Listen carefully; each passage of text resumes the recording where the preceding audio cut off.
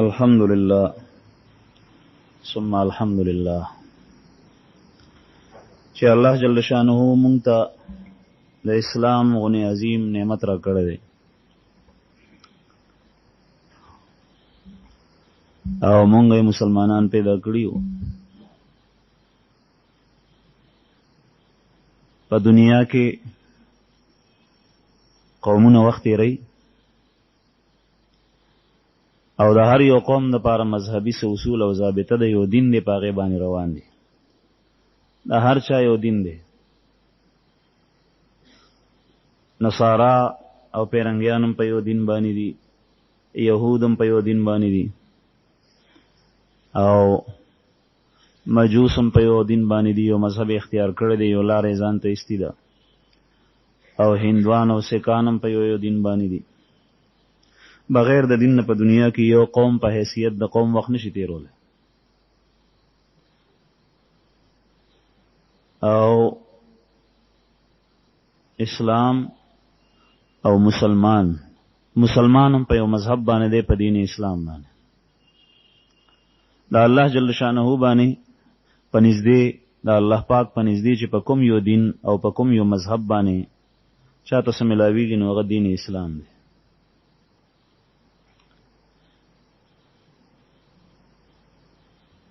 ان الدین عند الله الاسلام دین د ژوند تیرولو ضابطه او اصول د الله په نږدې باندې هغه صرف اسلام دی او په ورځ د قیامت چې کله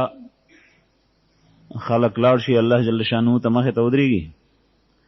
نو بیا به د اعمالو بدلا او جزا او سزا الله پاک ورکړي د بل چا په لاس کې د هغه ورځې مشري شته دی نه چې یو سړی دا ووایي چې زه په یهودیت باندې وم نو ما ته به زما یو مشر وي او ما ته به د هغې عوض راکړي اسم نشته او یو سړی په دین او په مذهب د نصرانیت باندې هغه ته څه میلاو شي نو اسم نشته نو الحمدلله ثم الحمدلله دین اسلام دا حق دین دی د دنیا او د برزخ او د آخر خوشحالی هغه الله جل شانه په دغه مذهب اسلام باندې ورکړي زما عزتمنو دغه اسلام او دغه دین دا ښکلی نعمت دا مونږه د دې په باره کې زمونږ سوچ او تصور غلط وي زمونږ سوچ او تصور د مذهب اسلام په باره کې غلط دی ډیر خلک خدا سي دي نه پویا چې هغوی صرف په دې باندې بس کړی دی اکتفا یې کړي ده وایي مونږه دپاره هر څه شته چې مونږ مسلمانان یو بس نوم زمونږ مسلمان دی او مونږ ته مسلمانان وایي نو دا هر څه مونږ دپاره شته دی بعضې بیا په دین اسلام کې مز راواخلي او دی مز ته راځي الحمدلله مز کوي مز فرض دی لیکن صرف دغه دین اسلام ګڼي د هغې نه علاوه د معاملات د کورنۍ ژوند بارنۍ ژوند دا ټول د اسلام نه خلاف دی دې ته اسلام وایي یو سړی دی په هغه کې همدردي ده د چا سره همدردي کوي او د چا سره تعاون کوي او د غریب یتیم مسکین سره منډه وایي دی موزم نه کوي روجم نه نیسي دی وایي دغه اسلام دی دا فلان کې په ده کې ترس نشته رحم پکې نشته په ما کې رحم دی او رحم چې په چا کې وي نو دا مسلمان دغسې ورپسې ځه زما عزتمنو دا ټول څیزونه د اسلام دي لیکن په دې یو کې اسلام نه دی منحصر دا ټول مجموعه د اسلام دی په جو باندې اقرار کور دا اسلام دی د هغې اقرار مطابق عقاید او نظریات اختیارول د اسلام کې داخل دي بیا عبادات کول د هغې مطابق دا اسلام دی بیا لیندن او معاملات د مذهب مطابق کول دا په اسلام کې داخل شی دی بیا معاشرت د استوګنې طریقې د یو بل سره سلوک د یو بل حقوق ادا کول دا په اسلام کې داخل دي او بیا اخلاقیات تزکیه د نفس او باطنی صفائی د اسلام دی دا ټول په اسلام کې یو ته اسلام ویل او د نورو په باره کې غافله کېدل یا بالکل هغه شاته غورځول چې بس ته زه مسلمان شم دا ټیک نه ده مولانا روم رحمه الله یو مثال بیانوي د دې د دې خبرې چې نن سبا هر یو سړي د خپل رائے او د خپل زعم فاسد مطابق بعض اشیاء ته اسلام ویلی دی، او بس هر یو دا سوچ کوي چې دا اسلام دی، د فلانکی کې دا عمل نشته نو هغه مسلمان نه دی او زه مسلمان یم، او هغه د ده په باره کې سوچ کوي چې دا اسلام دی زما ده او د ده په ده باندې عمل نشته نو دا مسلمان نه دی. هغه فرمایي چې یو ځای کې په یو علاقه کې خلکو اتی نو لیدلی، اتی هغه علاقې ته چا اتی راوستو او د هاتی د لیدو لپاره خلک راغونډ شول، نوې شی او ناشنا، هر یو دا خواهش ته چې زه لاړ شم ووینم. هغه سړي هغه هاتی په یو کوټه کې بند کړی او په هغه کوټه کې توره تیاره وه، څه پکې ښکارېدل نه، او څه لږ لږ کسان به دننه پرېښول، هغوی ته به ور پرانیستو بیا به ور بندولو، په هغه کوټه کې توره تیاره وه، په نظر خو هاتي نه ښکارېدو، د چا نو لاس به ټپولو، په لاس باندې به هاتي معلومولو، د چا لاس به د هاتي په خپه باندې پرېوتل نو د هاتي خپې خو غټې غټې، دی به بهر راووتو، چا به ترې تپوس وکړو چې هاتي څنګه یې تا ولیدو، ده به ورته وایي چې یاو داسې یي لکه د جومات دا ستنې چې څنګه یي، دغسې وي هاتي. د چا لاس به د هغه په خړتم باندې پرېوتو نو بیا چې به دی بهر راووتو، چا به ترې تپوس وکړو چې هاتي تا ولیدو، هغه به وایي چې یاو وایي څنګه یي هاتي، داسې یي لکه دا پیپ چې وي غټ د پلاسټک. بیا به چا بل یو کس به لاړو، د هغه به د هاتي په غوږ باندې لاس پرېوتو نو چې یا به راووتو، چا به تپوس وکړو چې هاتي څنګه یي، ده به ورته وایي چې داسې یي لکه د زنانه چې پې دانې صفا کوي چج او دانې پې صفوي، دغسې وي هاتي، ځکه چې هغه یې غوږ معلوم کړی. نو د هر یو کس د هاتي په باره کې جدا جدا تصور. دغسې نن سبا یو سړی، دا مولانا روم رحم الله مثال بیانوي چې هر یو کس د خپل ځام مطابق د دین اسلام او د خپل مذهب په باره کې یو سوچ کوي، بس څوک وایي چې د مسکول دغه اسلام دی او بس، څوک وایي چې د ایثار او همدردي دغه اسلام دی او بس، څوک وایي چې معاملات صفا ساته، نور مونځ او روژه مه کوه، دغه اسلام دی او بس. هر یو سړي د خپل ګمان مطابق یو سوچ دی. بعضې صرف په دې نوم باندې اکتفا کړي ده چې الحمدلله مونږ خو مسلمانان یو، هغوی خو مسلمانان هم نه دي، څوک سیکان دي، څوک هندوان دي، او مسلمان دپاره دا دي او بس. دا زما عزتمندو الله دا نعمتونه الله جل شأنه ورکوي چې کوم یو سړی پوره پوره په دین اسلام باندې عمل وکړي. یا ایها الذین آمنوا ادخلوا فی السلم کافه ولا تتبعوا خطوات الشیطان. یو بل مثال ذکر کړی دی، یو سړی دی، نن سبا به تاسو لیدلي وي خلک په دې لاسو باندې نمونه لیکي، څوک ګلونه جوړوي، څوک څه جوړوي، هغه لیکل او جوړول دا حرام دي، او څوک حیوانات او ځناور د هغوی تصویرونه جوړوي، څوک سپی جوړ کړي، څوک طاوس جوړ کړي، څوک زمری جوړوي. یو سړی و هغه دغسې یو کس ته لاړو او هغه ته یې وایي چې زما ته په دې لیچه باندې ما ته زمری جوړ کړه.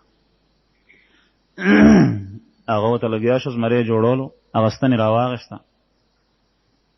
او چې څه وخت یې جوړولو نو دی دړمن شو د هغې نه، ورته وایي چې دا څه کې؟ وی زمری جوړوم. وی دا کوم ځای جوړې؟ وی دا د زمري لکۍ جوړوم، فی الحال لکۍ دله. دی ورته وایي چې لکۍ څه کې؟ لکۍ پرېږده، نور زمری جوړ کړه. هغه ورته وایي ټیک ده. بیا لګیا و هغه جوړول کول، وی دا څه جوړې؟ وی دا خپه جوړوم د زمري. دی ورته وایي دا خپه یې پرېږده، نور جوړ کړه. دغسې بیا خوله او بیا خېټه چې کوم ځای جوړولو نو دی ورته وایي دا پرېږده او نور باقي جوړ کړه. نو هغه سړی چې ستن پورته کړي نو د هغه په لاس باندې به د زمري تصویر جوړي نه. ولې؟ ځکه چې دی کوم یو څیز په تکلیف کې د هغې سره غورځېږي او دی په تکلیف کېږي او مشقت کې پروزي، دی وایي چې نه دا نه، نو هغه تصویر خو نه جوړېږي. کوم یو سړی چې هغه ته د مونځ وایي چې مونځ نه کوي، مونځ کوه، او دی وایي چې دا مونځ سهار نه ماښامه پورې 5 وخته بیا بیا جومات ته حاضري، خپل دکان پرېښول او خپل روزګار پرېښول او ګپ شپ پرېښول او د یار اشنا سره ناستی پرېښول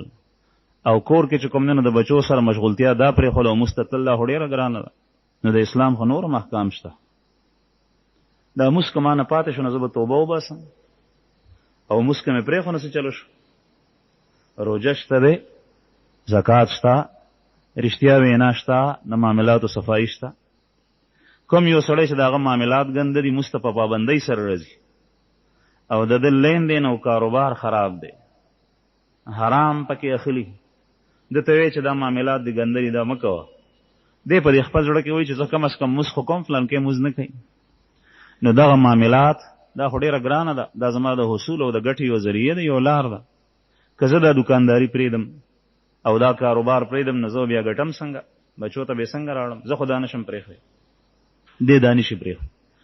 بل یو سړي هغه ته وایي چې دروغ مه وایه، دروغ حرام دي، ناجایز دي، الله پاک منع فرمایلی ده. غیبت نه الله جل شانو منع فرمایلی ده. دی وایي دا دروغ او غیبت کماوي، نو څه چلو شو؟ او بل دې نه خلاصېدل الله خو ما ته ګرانه ده، ما ته خوند نه راکوي چې په یو مجلس کې ناست یم او په هغې کې مې پردی بحث نه کړی. او بیا رښتیا وینا، هر یو خبره کې رښتیا، دا خو ډېره زیاته ګرانه ده، دی هغه نه پرېږدي. نو زما عزتمند چې یو سړی مونځ هم نه کوي چې مونځ ګران دی، یو سړی حرامو نه ځان نه ساتي چې دا ګران دي، یو سړی دروغ وینا نه پرېږدي، غیبت نه پرېږدي چې دا ګرانه ده، یو سړی شراب نه پرېږدي چې دا ګران دي، یو سړی مثلا جهاد نه مني چې دا ګران دی، یو سړی د دین علوم نه زده کوي چې دا ګران دی، یو کس روژه نه نیسي چې ګرمۍ کې روژه نیول دا ګرانه ده، او خوراک څښاک نه ځان ساتل دا ګران دي، نو دی بیا مسلمان څنګه شو؟ او اسلام وایي څه ته؟ چې عبادات پکې نه وي او وینا د ده صحیح نه وي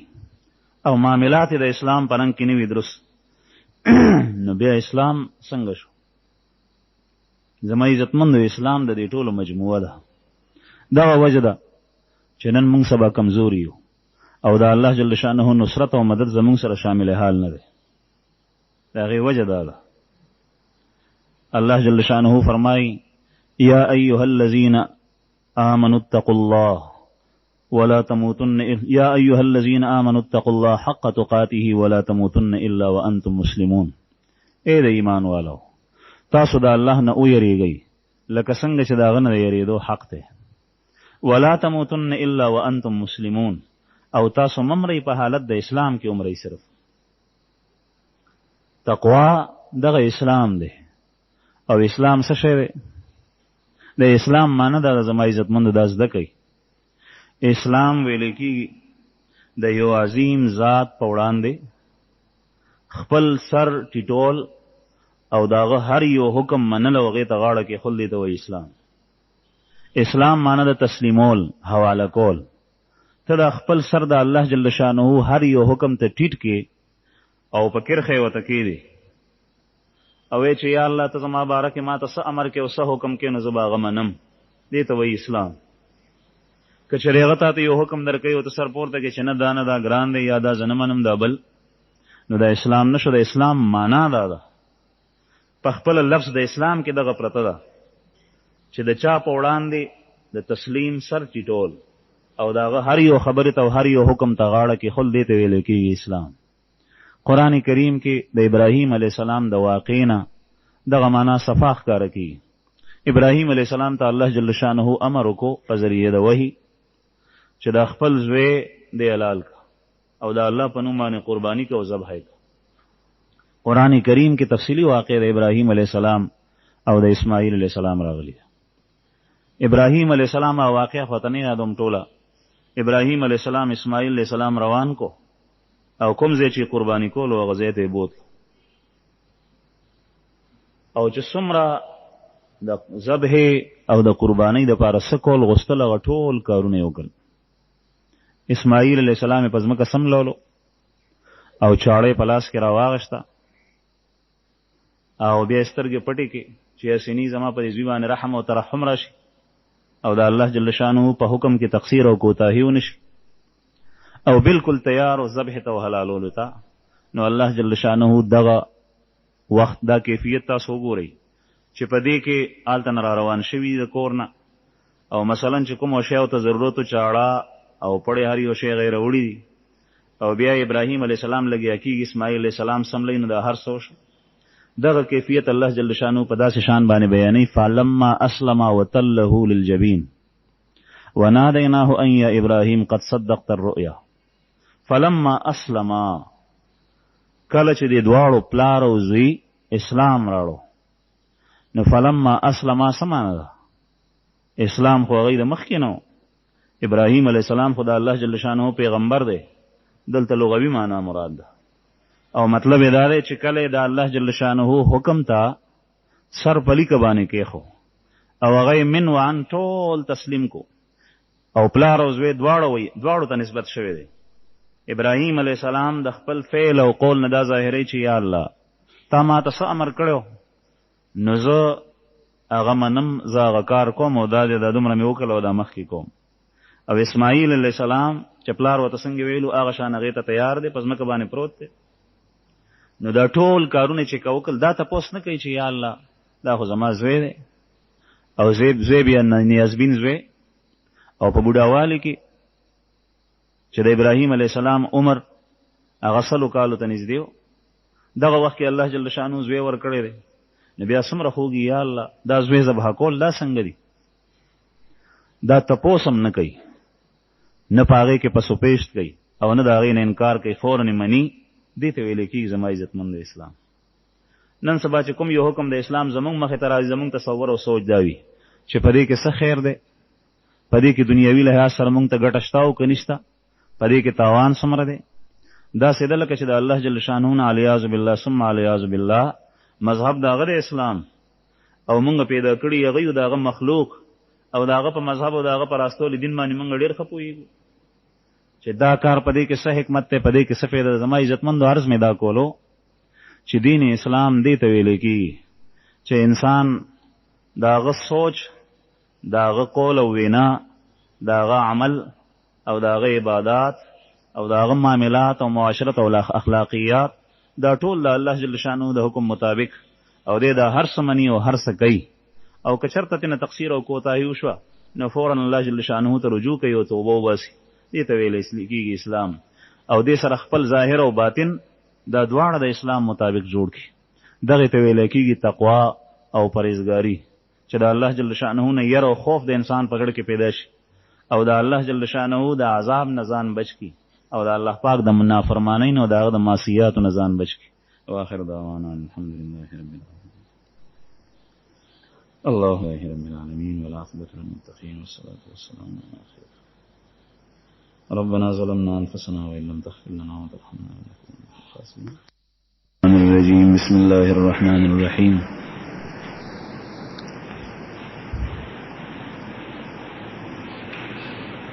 والشمس وضحاها والقمر إذا تلاها والنهار إذا جلاها والليل إذا يغشاها والسماء وما بناها والأرض وما طحاها ونفس وما سواها قد ألهمها فجورها وتقواها فألهمها فجورها وتقواها قد أفلح من زكاها وقد خاب من دساها صدق الله العظيم وروي عن النبي صلى الله عليه وسلم أنه قال التائب من الذنب كمن لا ذنب له أو كما قال صلى الله عليه وسلم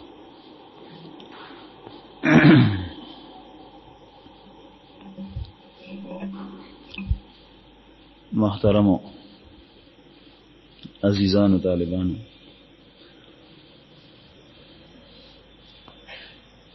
نبی کریم صلی الله علیه وسلم په یو حدیث مبارک کې د بنی اسرائیلو د یو سړي واقعه ذکر کړی ده پیغمبر علیه السلام فرمایي چې په بنی اسرائیلو کې یو سړی و هغه یو کم سل قتلونه کړي یو کم سل قتلونه یې کړي زړه کې خیال راپورته شو چې دا خو ما ډېر قتلونه کړي او ګوره که ما الله پاک معاف کړي ځکه د دې پیټي د ګناهونو سره آخرت ته لاړم نو زما به بیا حشر سوي یو کس د په علاقه کې عابد او زاهد پاتې کېدو دیندار او مزګزار هغه څخه لاړو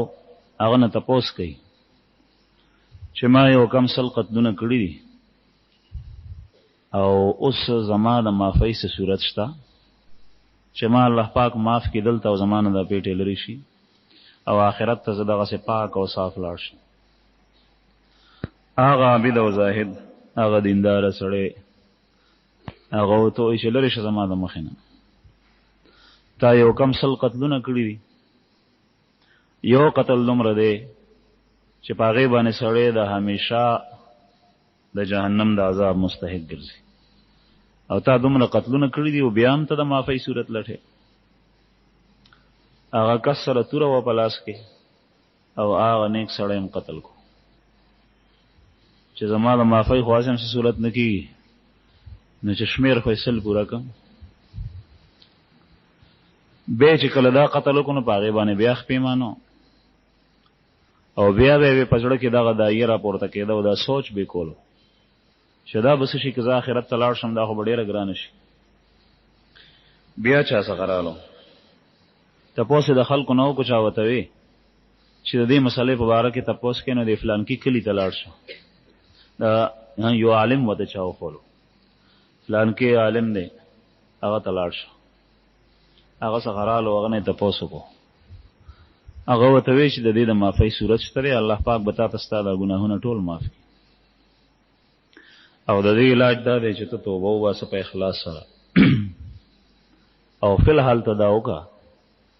چې په کوم کلي کې ته پاتې کېږي دا د فساقو فجارو علاقه ده، دلته نافرمانه خلک او د الله پاک مجرمان پاتې کېږي ګناهګار. د دې ځای نه ته هجرت وکړه، دا ځای پرېږده او دغه بل کلي ته لاړ شه چې هغه د نیکانو خلکو ځای دی. په دې باندې عمل وکړه نو الله پاک به ستا دا جرمونه معاف کړي. هغه وایي ټیک ده، توبه یې وویسته او هلته نه لاړو، روان شو. په لاره کې نیمې لارې ته چې ورسېدو نو دغه وخت کې د ده اجل رالو، نیټه یې پوره شوه او د ساه د قبض کولو فرښتې ورته راغلې، د مرګ فرښتې. هغه یې ساه قبض که، فرښتې چې کومې ساه قبض کوي نو هغه په 2 قسمه دي. یو د نیکانو خلکو مؤمنانو روح قبض کوي او د هغوی هغه روح هغه علیین ته وړي د ځان سره. علیین دا د مؤمنانو خلکو د ارواحو ځای دی او پورته دی. او یو د بدانو د کافرو خلکو روح قبض کوي او هغه سجین ته وړي، او سجین دا د کافرو د ارواحو مقام دی او دا لاندې دی. د ده په روح اوړو کې جګړه شو، اختلاف شو. یو وی چې مونږ به روح قبض کوو، علیین والا فرښتو، ځکه چې دا سړی دی خو په اخلاص باندې روان شوی دی کلي ته او توبه یې ایستې ده د نیکۍ په غرض باندې، نو دا نیک دی، په نیکانو خلکو کې دی مونږ به روح قبض کوو. او هغه فرښتې چې کوم د بدانو روح قبض کوي هغه وی مونږه، هغه وی ځکه چې ده تر اوسه پورې یو نیکي نه ده کړي، یو او هغه علاقې ته لا رسېدلی هم نه دی او په نیمه کې دی، نو روح به مونږ قبض کوو. هغه چې هلته تړی وی او اعمال یې شروع کړی وی نو بیا به وه. په دی کې فیصله په دې باندې وشوه د الله جل شانه د طرف نه چې کومه یو طرف ته دا ځمکه لنډه وي نو هغه فرښتې دې روح قبض کړي.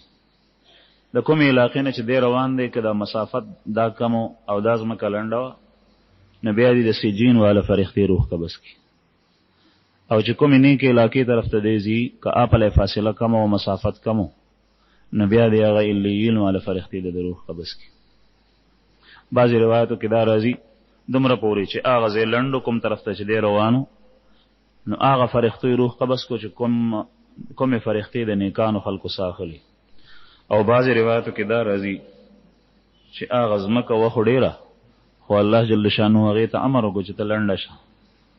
هغه ځمکې ځان طرف ته دی راښکلو او هغه ځمکه د الله په فضل سره لنډه شو او دی د نیکانو خلکو په لیست کې شامل شو. زما عزتمنو د ده ټول قصور او د ژوند ټول هغه جرمونه او ټولې خطاګانې او ټول ګناهونه په څه باندې معاف شول؟ په توبه باندې. دې ته ویلی کېږي توبه. د انسان په سر باندې چې څومره انبار وي او څومره بوج وي د ګناه ګناه داسې شی دی چې دا سړی جهنم ته بیایي، او په ګناه کې اعلی درجه کفر او شرک ده. هغه خو انسان د دایمي سزا د جهنم مستحق ګرځي، همیشه په دوزخ کې پروت دی. او د هغې نه کم چې کله ګناه ډېره وي نو بیا به د هغې په مقدار باندې جهنم کې سزا خوري. نو که ایمان پکې و نو بیا به وروسته چېرته جنت ته راځي، خو مخکې به سزا خوري. د ګناه اثر دا دی چې هغه سړی جهنم ته بیایي. دلته مونږ د ګناه اثر نه محسوسوو او د هغې شعور او مونږ نه کوو، احساس نه کوو چې د ګناه خاصیت څه دی. نبی کریم صلی الله علیه وسلم یو ځل صحابو نه تپوس وکړو چې تاسو ته پته شته دی چې د الله په نږدې باندې فقیر او مسکین سړی او غریب سړی څوک دی؟ مسکین سړی او غریب سړی څوک دی؟ صحابو عرض وکړه چې یا رسول الله، المسکین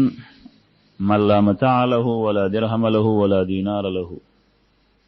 مسکین سړی هغه ته وایي چې د هغه کور نه وي، درهم نه وي، دینار نه وي، او هغه سره سامان نه وي، هغه ته موږ مسکین او غریب وایي. پیغمبر علیه السلام فرمایل چې مسکین عند الله، المفلس عند الله. مفلس سړی د الله په نږدې باندې هغه دی چې هغه اعمال کړي وي خو دې سره دی ګناهونه په خپل سر راوړي او پردي حقوق راوړي په ورځ د قیامت. او بیا الله جل شانه یې چاته کنزل کړي وي، څوک یې واهلي وي، د چا یې لاس پرې کړی وي، څوک یې قتل کړی وي، د چا نه مال اغشتی وي، د چا یې بېعزتي کړي وي. دی به راشي په ورځ د قیامت او الله جل شانه به د ده نیکۍ هغه خلکو ته ورکوي چې د چا د جرم کړی دی او د چا قصوروار دی. دا نیکۍ به ختم شي، یو وخت به داسې راشي. او که چېرې بیا هم پې باندې داسې کسان پاتې او حقداري چې د هغوی پې حقوق شته دی، نو بیا به د هغوی ګناه په ده باندې بار کېږي. نو ده سره به نیکۍ بلکل وینه او ګناه به ورسره ډېرې شي، نو دی به جهنم ته وغورځولی شي. نو مفلس او مسکین او غریب سړی د الله په نږدې باندې دا دی. نو ګناهونه خپل د ګناهونو اثر دا دی چې دا سزا او جهنم او د الله پاک قهر او غضب طرف ته انسان بیایي. د ګناه خپل اثر دغه دی. او د ګناه د ختمولو لپاره داسې لنډ شی او اثري څیز چې انسان په سکندونو کې هغه ګناه ختمیږي، هغه څه شی دی؟ توبه. او د دې امت لپاره الله جل شانه دومره اسانه کړې ده چې مخکې به چا توبه ایسته، نو داسې قومونه تېر شوي دي چې هغوی به یو بل قتلول، نو هله به یې توبه قبلېده. او چې ګناه به یې وکړه نو هغه ګناه به یې پټه کړې وه، نو هغه به ښکاره کېده. په کور باندې به د هغه په دروازه باندې لیکلی شي چې دې سړي بېګا غلا کړې ده، د زنا کړې ده، د دا کار کړی دی، د دا کړی دی. د الله جل شانو په موږ باندې څومره احسان دی چې الله پاک ړومبې زمونږ هغه معصیات او ګناهونه پټ ساتلي. ستار العیوب دی، په موږ باندې پرده اچوي. ګناه کوو، مور پلار ته مو پته نه لګي، استادانو ته مو پته نه لګي، خپل یار دوست ته مو پته نه لګي. کوم سړی چې په موږ باندې اعتبار کوي نو هغه ته هېڅ پته نه وي چې دا سړی څنګه دی. زمونږ ظاهري حالت د هغه په وړاندې په موږ باندې خطا کېږي چې دا سړی خو ډېر نیک دی، ډېر تقواداره دی. او دننه په موږ کې څه وي او څومره اعمال مو بد کړي وي، الله پاک مو څومره ناراض کړی وي، هغه الله ته پته ده. او الله پاک زمونږ د عیبونه څرګندوي نه. هغه ستار دی، هغه پرده اچوونکی دی. خو د دې نه فایده اخیستل پکار دی، هغه ده چې انسان آیده دپاره عزم او قصد وکړي د ګناه د نه کولو. نبی کریم صلی الله علیه وسلم حدیث مبارک کې راځي چې کوم سړی توبه وباسي نو الله جل شانه د ده په توبه باندې ډېر زیات خوشحالي او راضي کېږي ته نه. او یو مثال پیغمبر علیه السلام په حدیث مبارک کې ورکړی چې د حدیث په کتابونو کې ذکر دی. دومره الله پاک د خپل بنده په توبه هغه سورلي ځان سره ودروله او په خپله سوري ته پرېوت او آرام کوي. سترګې پټې شوې او چې کله پاسېد ویې کتل نو هغه سورلي نشته. په هغې باندې د خوراک څښاک سامان هم تړلی دی او چې څومره زاد الله د لارې توښه هغه یې په هغې باندې تړلي ده او سورلي غیبه ده. دی چې څومره نظر ګرځوي تا حد د نظر د ته څه ښکاري نه او سوراړه دی او نور دی سخته ګرمي ده. د یو طرف ته بل طرف ته په هغې خپلې سورلۍ پسې وګرځېدو چې وی لټوي وی ګوري سورلي ورته میلاو شي، خو سورلي شته دی نه. تر دې چې دی سخت تږی شو او اوږی شو لوګي وتندې په مخه واغشته نو بیا رالو زړه کې سوچ کوي چې بل ځای خدا سشته دی نه زم بیا هغه ونې ته چې د هغې ونې د لاندې پروزم او هلته کې مې په کلاره ساوځي بیا دې ونې ته رالو د هغې د سوري د لاندې پرېوتو او سترګې ورلې خو چې څنګه سترګې غړې شو نو هغه سورلي هغه ځای کې ورسره ولاړه نو نبی کریم صلی الله علیه وسلم فرمایي چې د ده د خوشحالۍ مقدار به څه وي دی به څومره خوشحاله شوی دا د هغه زمانې خلکو ته پته وه چې چا پیاده سفر یې کولی او په چا باندې لوږې تندې راتلی او چا هغه تپ او د نور تاونه او ګرمۍ لیدلي دا څیزونه یې لیدلي نو صحابه ورته وویل چې یا رسول الله دی به ډېر پیغمبر علیه السلام بعضې روایاتو کې د هغه د خوشحالۍ دا مثال او د هغې معیار او اندازم بیان کړي د هغه ده چې وایي دغه وخت کې د ده د خولې نه د الله جل شانو په حمد و ثنا کې دا الفاظ ووتل اللهم انت عبدي وانا ربك وی دا چې اللهم انت ربي وانا عبدك یا الله ته زما رب او زستا بنده او د خولې نه الټا الفاظ ووتل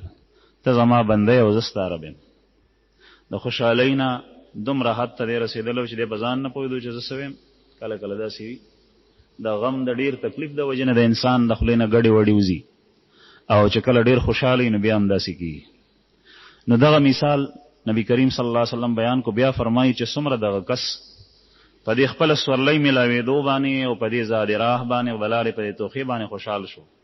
نو د دې نه ډېر زیات الله جل شانو د بنده په توبه باندې خوشحالي حالانکه د بنده توبه ته الله پاک څه محتاج دی هغه ته خو هېڅ ضرورت نشته دی او بیا الله جل شانو د دې نه ډېر زیات د بنده په توبه باندې خوشحالي زما عزتمندو توبه د انسان د ګناهونو صفایي کوي بالکل ختموي یو استغفار دی او یو توبه ده دا دوه څیزونه په دې باندې ځان پوه کړي چې توبه څه ته وایي او استغفار د هغې څه اثر دی توبه خو دا ده چې انسان د هغې ګناه نه په اخلاص سره روځي او د هغې دپاره درې شرایط علما بیانوي او بعضې څلور یو شرط دا دی چې ته چې کوم وخت کې توبه وباسې هغه وخت کې هغه عمل چې د کوم ګناه نه توبه وباسې په کار خو دا ده چې د ټول ګناه نه سړی توبه وباسي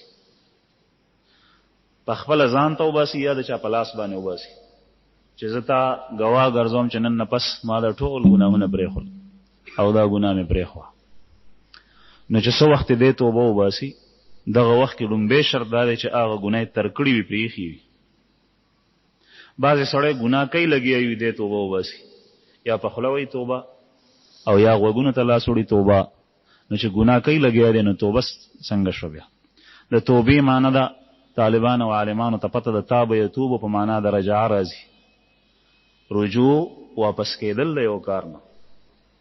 نو چې کله ته د یو ځای نه واپس کېږي نو هغه ځای به ته پرېږدې چې کله د معصیت نه د کفر نه د شرک نه د ګناه نه واپس کېږي نو د هغې دپاره ترک لازم دی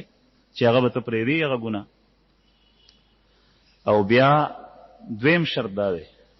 چې کوم ګناه دې دا کړي دی تر اوسه پورې یو ځل دې کړي دوه ځله درې ځله لس ځله کال دې کړي مسلسل 2 کاله 10 کاله 20 کاله دې کړي ان تر دې که ته بوډای سپینګیری او تا 15 کاله عمر تیر کو او تر اوسه پورې تا هغه ګناه کې مبتلا وې نو پرېږده اوس او په هغه تیر ګناه باندې خپېمانتیا ظاهره کړه او دا ووایه چې دا ما بد کړي دي دا زه مجرم یم او دا ما قصور کړی دی او د الله جل شانو حق تلفي مې کړي ده نو دغه وخت کې په هغې باندې هغه دې پرېښي وي یو او دویم په هغه کړي باندې خپېمانه یې دوه که یو سړی داسې وي مثلا چې جرم یې کړی دی او دی په هغه جرم باندې خپېمانتیا نه ظاهروي دی وایي دا ما ښه کړي دي نو چې کله د جرم دی اقرار نه کوي چې دا جرم دی نو بیا هغه نه معاف کېږي دریم شرط دا دی چې آینده دپاره د نه کولو عزم او قصد او اراده وکړي دی وایي چې بیا دپاره به زه دا نسه نه کوم اوسه پورې ما 15 وخته مزونه نه کول پابندۍ سره او دا ګناه د ما ته پته ولګېده نن نه په زما توبه ده یا الله او بیا دپاره به زه موس کوم بیا دپاره د کولو اراده وزم وکړي تر اوسه مې دروغ وی نن نه پس مې د دروغو نه توبه ده بیا به داسې نه کوم تر اوسه مې غیبت کولو نن نه پس مې د غیبت نه توبه ده بیا به داسې نه کوم تر اوسه پورې مې غلا کوله او نن نه پس مې د غلا نه توبه ده بس بیا به غلا نه کوم آینده دپاره د نه کولو عزم دا درې غټ غټ شرطونه دي بعضې علماو څلورم شرط دا بیان کړی دی چې دې سره هغه عمل چې کوم د تر کړی دی مثلا د هغې تلافي او تدارک که چېرې د هغې قضا په ده باندې وي نو هغه دې په خپل ځای باندې راوړي. مثلا دروغ ویلو نو د هغې خو قضا نشته دی، او که دا ګناه په دې صورت کې وه چې د مونځ پرېښو فرض مونځونه به یې پرېښول په مخه، نو د دې تدارک او د دې قضا شته دی چې دا به قضا کوي، نو دا دې قضا راوړي. دا ګناه داسې وه چې د پردۍ غلا کړې وه او هغه مال د سره شته دی، د چا نه روپۍ پیسې پټې کړې وي، د چا نه جامې، د چا نه قلم، نو دی هغه کس ته هغه خپل مال ورکړي چې ما دا ستا شی غشتی و، ما دا غلا کړي وه، ما ته معافي وکړه، دا واخله. او دې سره سره د هغه انسان نه که چېرې دا حق د انسان وي نو هغه نه معافي وغواړي یا ورته بدله ورکړي، او که چېرې نه شي عوضه دا کولی نو بیا د هغه نه معافي وغواړي. مثلا غیبت یې کړی دی نو هغه نه معافي اخیستی شي، او بل یو کار د هغه په حق کې کړی دی، توهین یې کړی دی، د هغه تحقیر یې کړی دی، هغه ته یې کنځل کړي ده، بد راته ورته ویلي وي، نو هغه ته دې ووایي چې ما یا معاف که، او یا دې ورته ووایي چې زما نه بدله واله، ځکه چې هغه ځای کې بیا د دې بدله زه نشم ادا کولی. اوس دغه زما عزتمندو د توبې شرایط دي. حدیث مبارک کې نبی کریم صلی الله علیه وسلم فرمایي چې د مؤمن مثال داسې دی چې هغه یو مالک اس ساتلی وي او دغه اس د موږي سره تړلی دی، موږي سره د ده په غاړه کې یا په خپه کې لویه رسا اچولې ده او دی د موږي سره تړلی دی، هغه رسا او پړی ډېر اوږد دی، دی سرې ګیر چاپېر دی د هغې موږي نه ګیر چاپېر تاویږي، چې چېرته کې خوراک وي او واښه وي نو هغې ته خوله اچوي، خو واپس دی هغه موږي ته راځي، لرې لاړ شي او پړی دی ورسره نه بیا راشي، یا دغه مالک دی موږي څخه ودرېږي نو هغه پړی راکاږي نو هغه اس ورڅخه راشي، نو دی د هغې موږي نه چېرته تلی نه شي، واپس راځي دلته. دغسې مؤمن مسلمان دی په خپله دایره د اسلام او د ایمان کې ګرځي، کله کله که د هغې نه بهر شو مثلا او بهر کېدل د معصیاتو د ګناه په شکل کې وي نو دی بیا واپس هغه موږي ته راځي، بیا توبه وباسي چې الله ما دا قصور کو، دا زما توبه ته قبوله کړي. او زما عزتمندو بله ده چې کله انسان دا سوچ کوي چې زه دا ګناه کوم نو چې زه توبه وباسم نو بیا په دې عمل کې مبتلا شم، نو احادیثو کې راځي که یو سړی اویا ځلم دا ګناه کوي په ورځ کې، اویا ځله، نو دی دې توبه وباسي، هر وار دې توبه وباسي. د توبې دپاره ایستل شرط دا دی چې هغه په اخلاص وي، لکه څنګه چې مخکې ذکر شول چې آینده دپاره د نه کولو عزم وي، دا نه وي چې دی په خوله باندې توبه وباسي او په زړه کې دا اراده کوي چې زه به دا ګناه بیا کوم، خو که د دې عزم سره یې مثلا بیا ګناه وکړه، اوس یې په اخلاص سره توبه ایستې وه او یو ورځ پس یا نیمه ورځ پس نه د هغې ګناه ارتکاب بیا وشو نو بیا دې توبه وباسي. ډېر خلک داسې وي چې دغه وخت کې دی بیا توبه نه وباسي، د ده په زړه کې دا وسوسه راځي چې ته بیا توبه وباسې، نو د داسې توبې نه مطلب څه؟ دا خو ته دوکه کې او دا خو ته خندا کې په توبې پورې، دغه وسوسه چې د ذهن ته راځي دا شیطان اچوي، او د شیطان کار دا دی چې هغه د انسان په زړه کې داسې وسوسې واچوي چې دی د خیر نه پاتې کړي، ګناهونو کې مبتلا کړي او د نیک اعمال نه پاتې کړي. نو چې کله انسان ګناه نه پس توبه وویسته او بیا د ګناه ارتکاب کوي او دی اوس بیا توبه وباسي او په زړه کې دا راځي چې تا خو اوس ګناه توبه ایستې وه، تا بیا څنګه ګناه وکړه، او دې توبې نه دې فایده څه شوه؟ دا د شیطان هغه وسوسه ده. او چې کله انسان ته په زړه کې شیطان وسوسه واچوي د هغې طریقه دا ده چې دی د هغې شیطان وسوسه رد کړي، هغه لرې کړي او د هغې خلاف عمل وکړي. د شیطان ته وایي چې ته اچوه وسوسه، زه به توبه وباسم. نبی کریم صلی الله علیه وسلم دویم دا زما عزتمنو چې استغفار په کثرت سره ویل پکار دی. استغفار تعلق د ژبې د ویلو سره دی او د دې مختلفې صیغې نبی کریم صلی الله علیه وسلم نقل شوي. استغفر الله، صرف دا استغفر الله العظیم الذي لا اله الا هو الحي القیوم واتوب الیه، او نور صیغې دي او دغه سید الاستغفار دا غي صیغه هم په کتابونو کې درج ده. نو په کومو الفاظو سره چې وي استغفار د الله جل شانه نه د ګناهونو بخشش، د دې زما عزتمندو کم نه کم اثر دا دی او د دې طریقه دا ده که یو کس داسې مثلا چې دی ګناه بیا کوي او دی د هغې نه اوړي نه، یا دی مجبور دی، مثلا یو سړی داسې دی چې هغه د خپل ګټې او د خپل نوکرۍ او د خپل مال ګټلو په باره کې واورېدل چې دا طریقه خو زما جایز نه ده، یا پدې کې شک ته د حرام او یا د حرام ده او د فل حال د واوریدل یو ورځ یا دوه ورځې یا درې ورځې د هغې نه لاوتې نه دی نو چې دا څومره وخت ته پته ولګېده چې دا ګناه ده او دې تر اوسه پورې په هغې کې لا لګیا دی او په اخلاص سره توبه خو په دې باندې قبلیږي او توبه دا وي چې دی د هغې عمل نه وځي هغه ترک نو که چېرې دی فی الحال پرېښوی نه شي نو دی د استغفار وایي استغفر الله ربي من كل ذنب واتوب اليه استغفر الله العظيم الذي لا اله الا هو الحي القيوم واتوب اليه د دې خپل عمل نه دی دین نفرت کوي په زړه کې چې الله دا ګناه ده او استغفار سره د دې په دې وینا سره د الله پاک نه غواړي چې مت توفیق راکړي د دې ګناه نه بچ کی نو کېدای شي چې الله پاک د لپاره لارې پرانیزي او دغه د ګناه نه د بچ کېدو د توفیق ورکړي د سبب په اخلاص سره توبه وباسي او الله پاک وتا کړي ګناه معاف کړي الله جل شانه زموږ ګناهونه معاف کړي كما أنت أعلو فصل وسلم على سيدنا محمد كما أنت أعلو وفعل بنا ما أنت أعلو فإنك أهل التقوى وأهل المغفرة ربنا ظلمنا أنفسنا وإن لم تغفر لنا وترحمنا لنكونن من الخاسرين